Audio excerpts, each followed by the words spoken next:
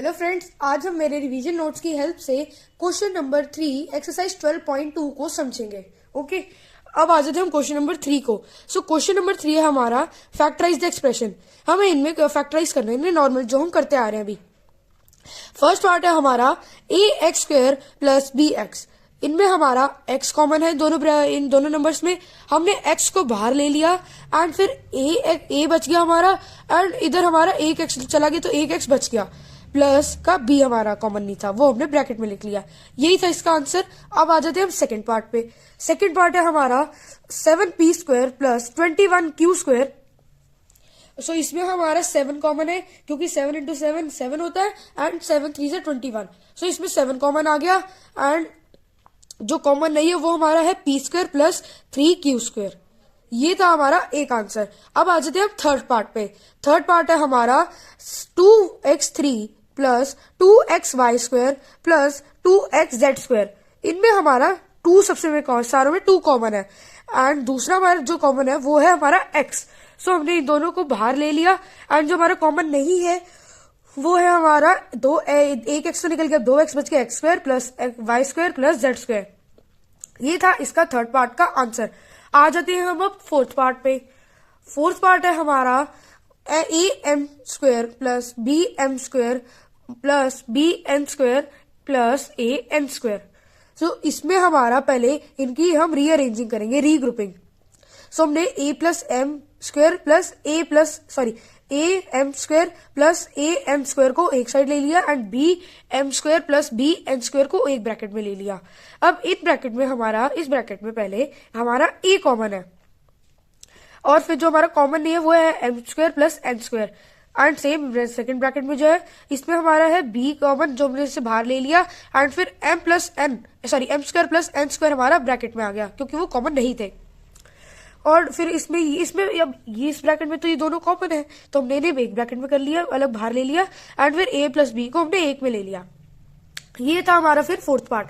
अब हम आ जाते हैं अपने फिफ्थ पार्ट पे।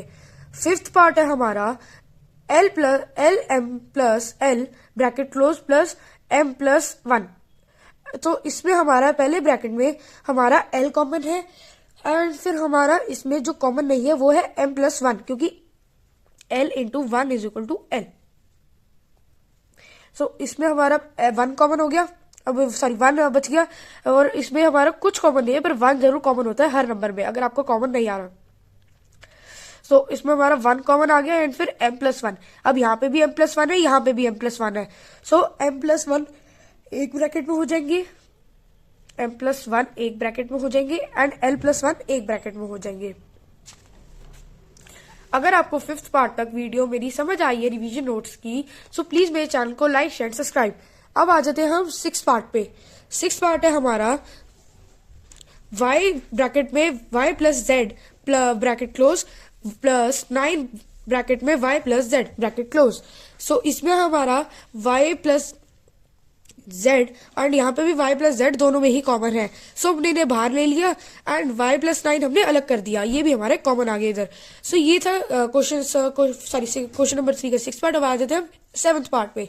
सेवंथ पार्ट है हमारा 5y square minus 20y minus 8z plus 2yz and हमने इधर देखो 5 कॉमन ले लिया क्योंकि 5 into 1 is equal to 5 and 5 4 20। So 5 हमारा कॉमन है एंड यहाँ पे y भी कॉमन है तो 5y हमारा कॉमन बाहर आ गया एंड हमारा इसमें से एक y तो चला गया y स्क्वायर में से, अब एक y बच गया वो हमने अंदर लिख लिया y माइनस 4 एंड फिर अगले ब्रैकेट में हमने ले लिया 2 कॉमन क्योंकि 2 4 जा 8 होता है। सो हमने 2 कॉमन ले लिया एंड यहाँ पे z भी कॉमन है, हमने वो भी बाहर ले लिया।